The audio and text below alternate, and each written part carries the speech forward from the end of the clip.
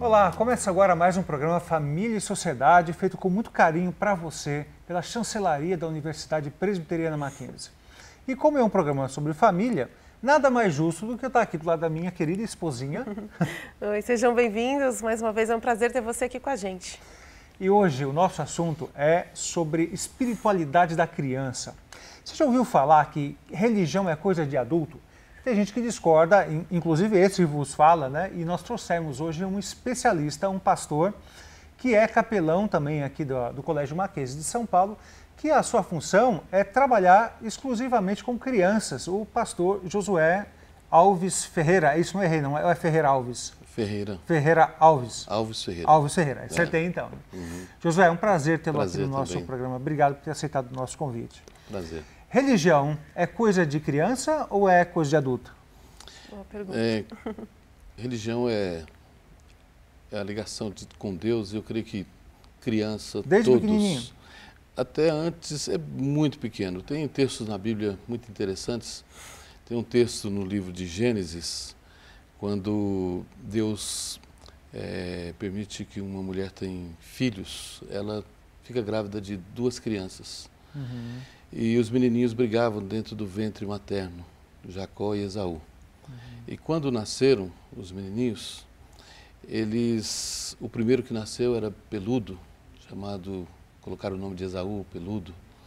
E o segundo menininho nasceu segurando o calcanhar do irmãozinho. Na realidade, eu creio que o objetivo daquele menininho era sair primeiro.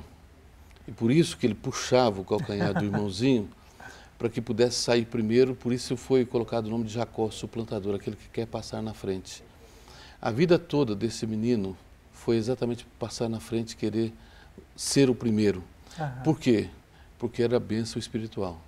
O objetivo era ser o primogênito, que teria todas as possibilidades no futuro. E a vida toda dele foi exatamente discutir e querer ser o primeiro.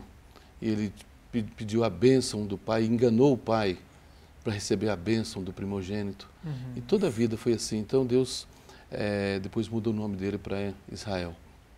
E o outro texto que eu acho muito interessante, também falando de espiritualidade infantil, é quando Maria, ela grávida, vai visitar Isabel. Ela vai visitar Isabel. E quando chega lá para visitar Isabel, Isabel fica cheia do Espírito Santo e fala o seguinte: olha, de onde vem visitar a mãe do meu Senhor? Porque quando chegou aos meus ouvidos a tua saudação, a criança estremeceu de alegria dentro de mim. E a criança dentro dela era João Batista. Era João Batista. O feto no máximo de Jesus era de 3 meses, porque a diferença dos dois era exatamente 6 meses. E João Batista no máximo tinha 9 meses de vida, um feto. E ele estremeceu de alegria pela presença de Jesus. Uhum. Então, a espiritualidade está ali no feto.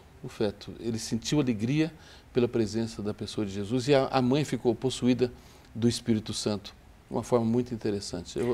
E o próprio Jesus, quando ele disse que da boca de pequeninos e crianças de peito tirasse perfeito louvor, recitando e citando o Salmo 8, né? Uhum. Então, pastor, vocês falaram de 2 casos de bebês, né? E esse pensamento vai muito na contramão daquilo que se pensa hoje em dia, né? Sobre qual é o início da vida, quando que um feto pode ser considerado uma pessoa, né? Tanto é que muitos defendem até o aborto antes dos 3 meses de idade, porque a criança não é uma pessoa ainda, né? Como que o senhor consegue responder essas questões? É uma questão interessante, essa questão do aborto, essa questão de discussão quando começa a vida, não é? Teve uma discussão muito séria há pouco tempo atrás no Congresso, tentando decidir quando começa a vida.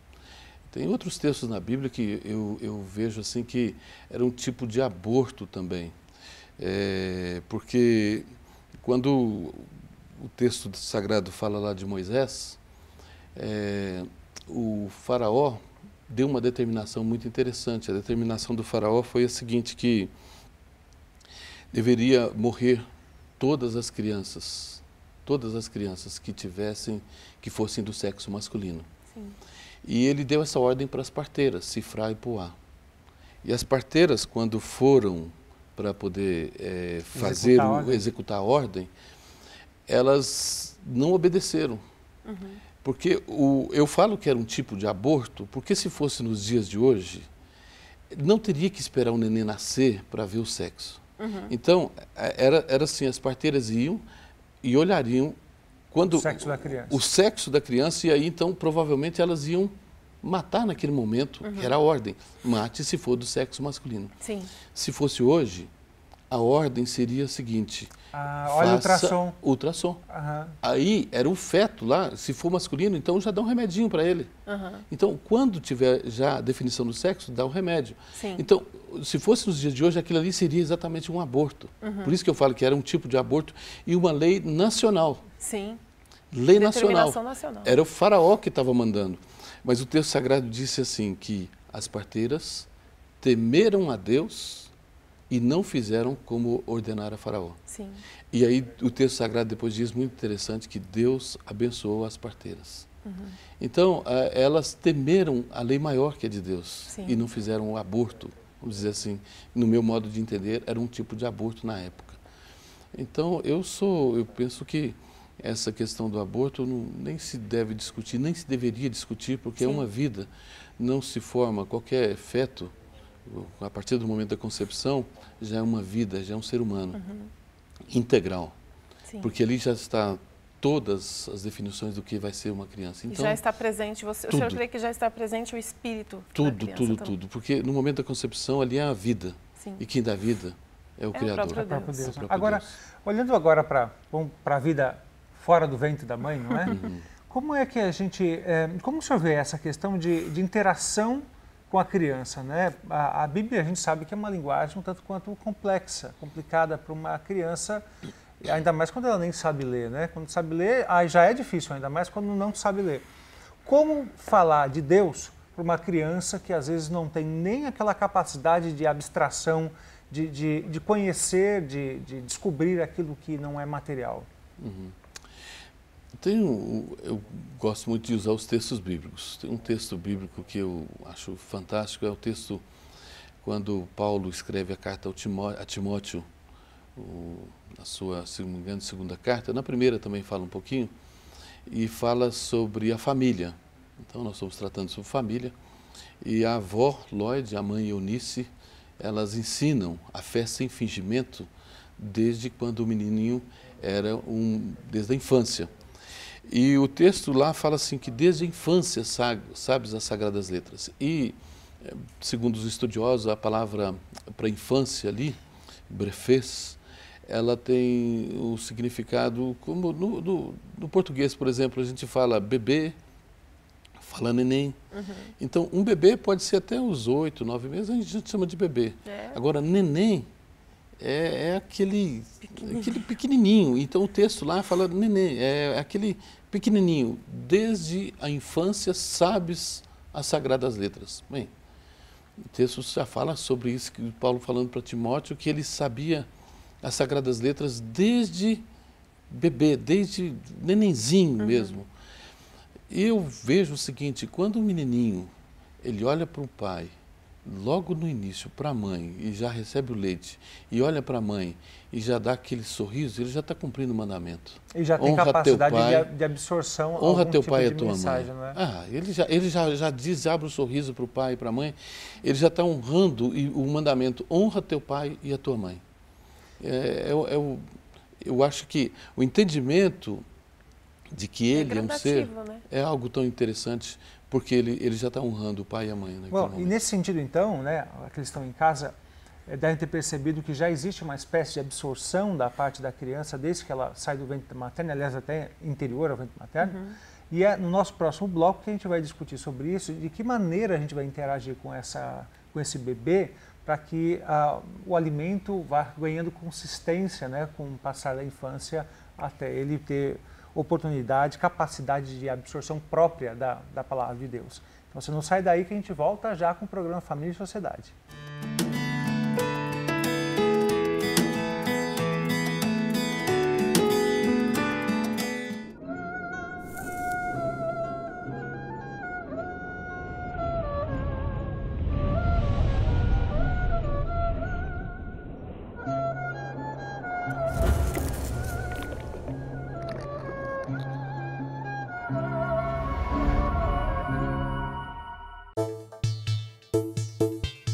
Suas ideias têm futuro. Empreender, parcerias, inovação, ideias, recursos financeiros, plano de negócios. Se você tem uma ideia de negócios ou se já possui uma empresa, a incubadora de empresas Mackenzie poderá ajudar no seu desenvolvimento. Não perca esta oportunidade. Venha nos conhecer.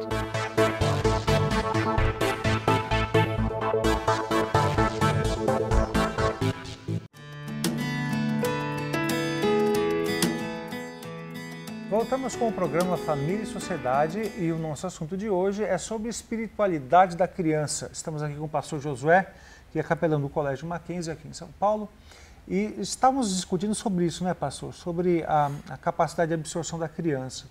Outro dia eu ouvi alguém dizendo assim: você não acha que é impor demais a criança, levá-la na igreja desde de pequena? Por que não esperar ela crescer e se tornar adulta e ela mesma escolher a religião que quer seguir?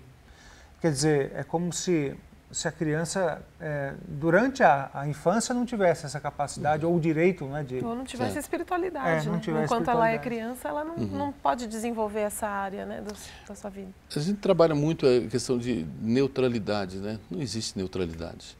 É uma questão interessante. Se você não ensina, alguém vai ensinar. Se você não está educando da forma que você deseja, alguém vai ensinar e ela vai aprender. Sim. Seja a televisão, seja as pessoas que estão do lado, o professor na sala de aula, os coleguinhas. Então ela vai aprender de alguém. E isso, toda criança, acontece com toda criança. E eu creio que nós podemos trabalhar em cima da educação do jeito que nós queremos e principalmente com relação à espiritualidade, sabendo que ela tem essa possibilidade e ela pode buscar a presença de Deus. E quando nós ensinamos sobre Deus, ensinamos sobre uma palavrinha que é a palavra mais interessante: amor. O texto sagrado, toda a Bíblia Sagrada, o resumo dela poderia ser exatamente a palavra amor. E quem não quer ensinar isso para o filho? Amar ao próximo, amar a natureza, amar a si mesmo, amar ao Criador. São princípios da palavra de Deus, né? Exatamente. Então, se você ensina isso para a criança, poxa, é o melhor que existe, né? Sabe que outro dia aqui no programa, a gente teve a oportunidade de entrevistar uma pessoa, uma médica, e falava sobre o mal de Alzheimer. E é interessante que quando já o idoso desenvolve o mal de Alzheimer, que é o esquecimento, né, das lembranças, né? Regeneração das células, né? Exatamente. Ele vai esquecendo do final para o começo. Então, quando chega a uma determinada época, ele só se lembra daquilo que ele aprendeu quando era criança. Quando era criança. Aí você vê a importância, né, de se ensinar esses valores na infância. Eu gosto muito do apóstolo Paulo. Eu cheguei a escrever mais ou menos um livro sobre a ideia de Paulo com relação ao ministério infantil, à criança. E uma das frases que eu acho interessante dele é a seguinte: quando ele fala em 1 Coríntios capítulo 13, ele está falando sobre o amor, mas ele chega um momento que ele fala assim: quando eu era menino. Aí ele fala assim: quando eu era menino, falava como menino, pensava como menino, sentia como menino. E ele então tinha essa convicção de que criança tem sentimento, tem pensamento, tem palavras, e cada uma tem a sua faixa etária, cada uma é de uma forma diferente, e nós temos que ter essa certeza disso, porque cada fase é diferente. Eu sempre brinco quando eu vou visitar uma igreja, quando eu vou dar uma mensagem sobre a questão de educação, de como nós somos falhos na questão da educação. Porque nós sempre falamos algumas frases para as crianças e para os adolescentes. E a gente esquece disso. Por exemplo, você tem que falar todo dia para o menino: vai deitar, vai tomar banho, vai escovar os dentes, vai pentear o cabelo. Tem que falar tudo isso. E tem outra palavrinha que você tem que falar. Eu até falo o seguinte, que tem casa que é assim. Você fala para o menino assim: ó, meu filho, coma, senão você morre.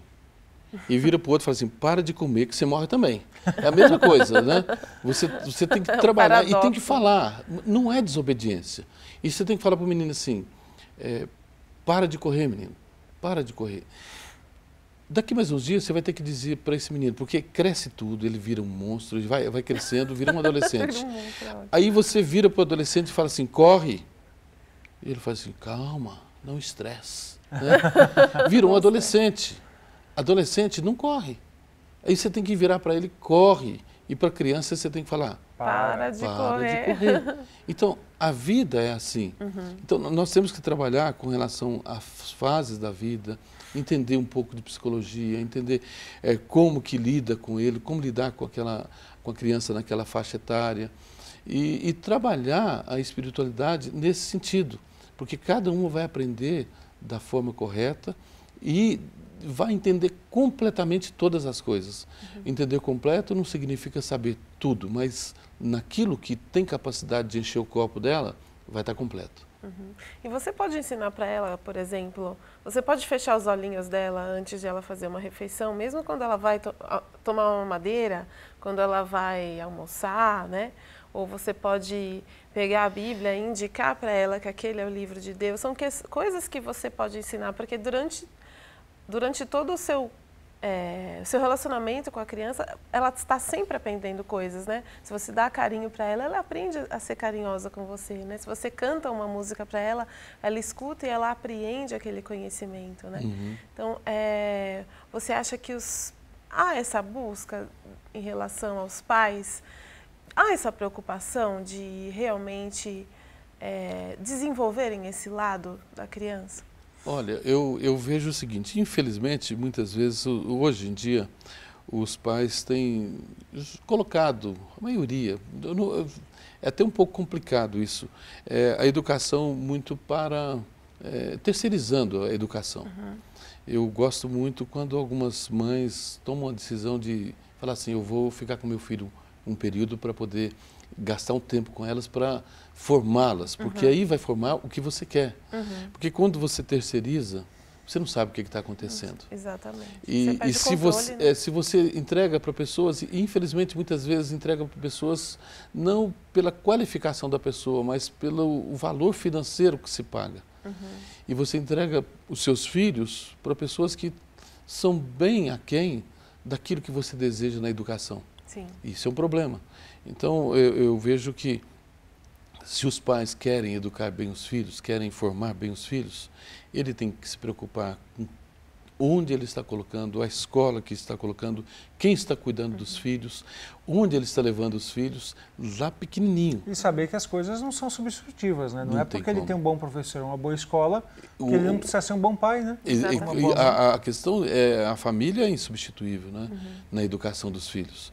E quando você coloca alguém para cuidar, aí a preocupação deve ser muito grande também, não é a questão financeira, é a questão da educação. E o tempo gasto da família com os filhos deve ser o máximo possível, porque a criança precisa dessas pequenas coisinhas, né? Ela fechar os olhinhos para agradecer ao Criador por tudo que tem feito, ser grata. Sim. Se aprende a amar na infância.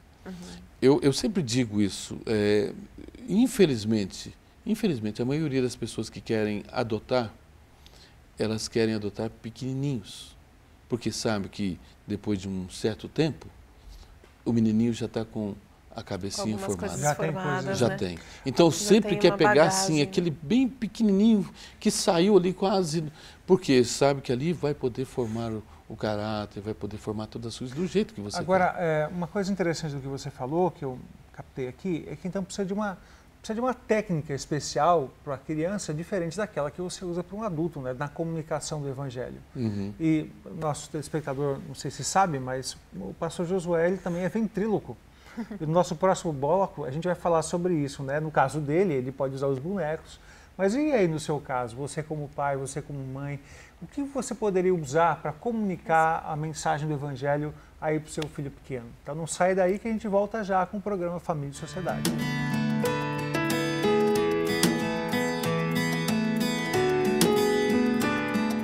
O Sinal da TV Digital já está no ar aqui na casa da família Souza. E o melhor é que eles não precisam pagar assinatura para ver. Só que ainda não viram. Como tá a imagem da TV? Ih, cheia de chuvisco. Fantasma. Vocês topam fazer um teste para ver a imagem digital? Claro, vamos lá. É muito simples. É só instalar uma antena de HF, conversor digital e vejam só a qualidade de imagem e som. Uau! Foi tão fácil pegar. Sinal da TV Digital. É pra você. É de graça. É bom de ver.